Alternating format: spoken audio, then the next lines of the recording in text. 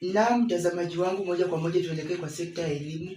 Wahadhiri wa vyuo vikuu wametishia kuanza mgomo wao tarehe 17 mwezi huu mwaka huu iwapo serikali haitatimiza malengo yao walivyoelewana. Wahadhiri hao wamelalamikia wakisema kuwa serikali haikutimiza malengo yao ya marupurupu na kuboresha mazingira ya kazi zao jinsi walivyoelewana. Huenda swala hili likaathiri vyuo vikuu nchini Kenya.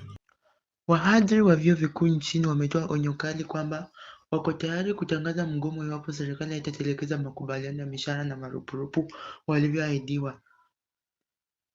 Viongozi wa chama cha wahadhiri wanasema malalamiko yao yamepuuzwa kwa muda mrefu licha ya mazungumzo yaliyodumu bila matokeo. Wameonya kwamba hatua hiyo itaathiri kalenda ya masomo pamoja na shughuli za utafiti katika taasisi za elimu ya juu.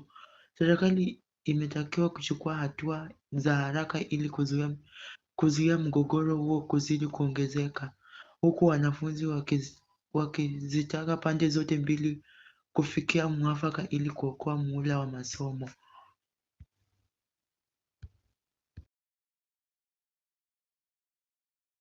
Nikiripotia Dira ya Kibu, jina langu ni Eugene Bahoya.